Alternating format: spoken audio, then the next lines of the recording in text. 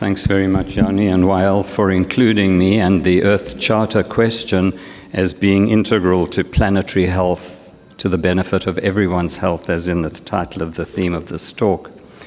I don't have too much time left in this compressed session, so I'll go through as best as I can. Oh, okay, I've been promised to have my time, okay. So you can see there below my name that I have a website, and this lecture will be uploaded into the archive of my website in the next few days. So if any one of you want to click on the live links in there to see the source documents, you'll be able to do that. I do want to acknowledge Miriam Vilela. She is the Executive Director of the Earth Charter International in Costa Rica, and she holds a faculty position at the University of Peace in Costa Rica. And she provided some very useful reference examples to how the Earth Charter is being implemented and adopted in various parts of the world. And I'll touch on some of those.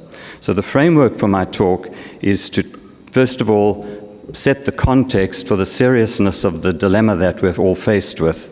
The human enterprise, essentially, needs to shift from its current unsustainable trajectory to a path of sustainability. And the question is, how can epidemiology help in this movement towards a sustainable path? I will emphasize the relevance of values and ethical principles in helping this transition. The Earth Charter is the foundation of this change, and I'll be giving you some of the examples that were provided to me by Miriam Vilela at the Earth Charter Initiative in Costa Rica. I think a wonderful contextualization of the conundrum that we're faced with comes from Wendell Berry, who was born in 1934, and I quote from him here: "We seem to have been living for a long time on the assumption that we can safely deal with the parts, leaving the whole to take care of itself. But now the news from everywhere is that we have to begin gathering up the scattered pieces, figuring out where they belong, and putting them back together. For the parts can be reconciled to each other only within the pattern of the whole to which they belong." This leads, from a scientific approach point of view, to recognizing the distinction between reductionist approaches, in which most of us are trained, in contrast with systemic approaches or systems approaches to our analysis. And reductionism is essentially the pursuit of single causes along linear paths to explain a phenomenon, as opposed to systems approaches or holism, which are integrative, multi-interdisciplinary and transdisciplinary approaches to explain a phenomenon, and the latter embraces the concept of complexity. Transdisciplinary approaches, this is a definition that I came up with many years ago. Transdisciplinary approaches to human health are approaches that integrate the natural, social, and health sciences in a humanities context, and in so doing transcend each of their traditional boundaries. Emergent concepts and methods are the hallmark of the transdisciplinary effort. Let me make the distinction now between anthropocentrism and eco- or biocentrism. We heard in our opening plenary from Gina McCarthy of the need, actually, to separate humans from the environment. I was actually quite shocked by that conceptualization of our present way forward, because I've always learned that it's essential that we explain to people how we as humans are very integral to the ecosystems within which we are embedded. And this will help us move away from the reductionist silo-based approaches of the past. Now, why should epidemiologists, indeed why should all professions and all people be concerned with matters of a global nature?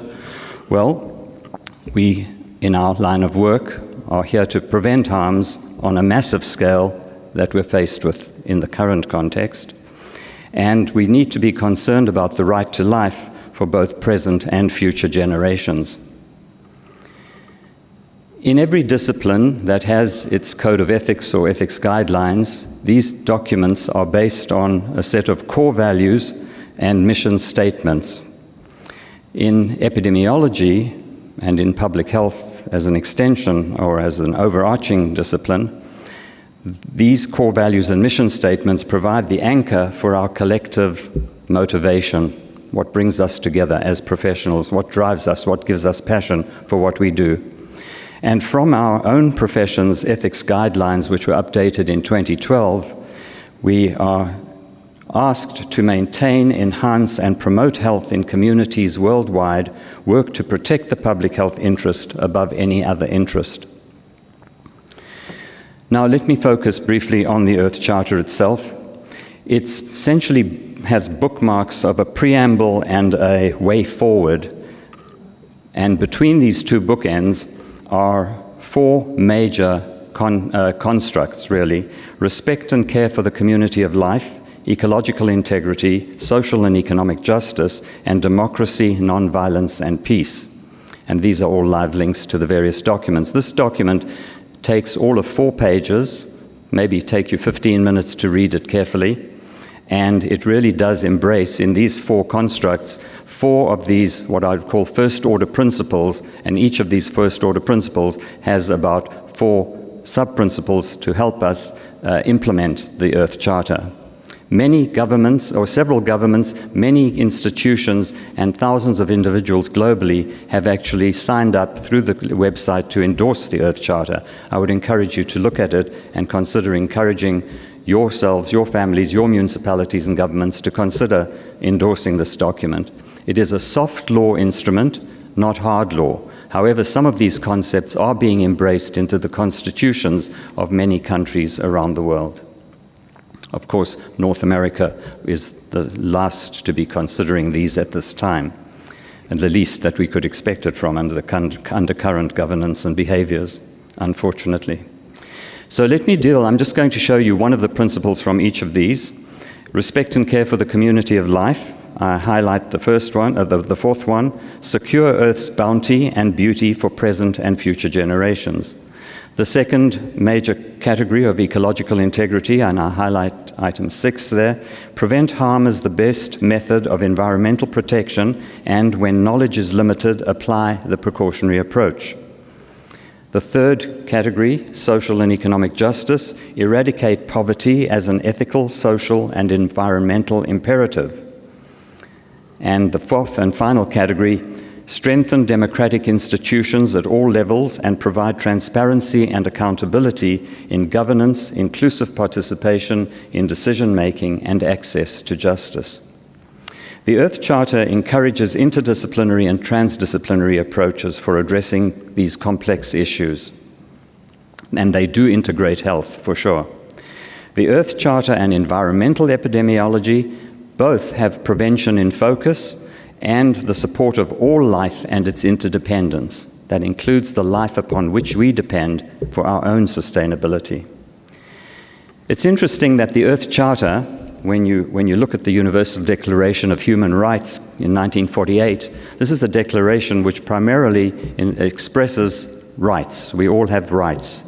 But we've until the Earth Charter, not been reflective of our duties to ensure these rights. And the Earth Charter, in fact, brings out these responsibilities that we have to Mother Earth.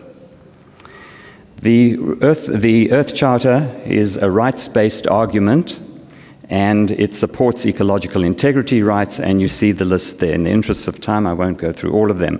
But basically, it explicitly defends future generational rights to life.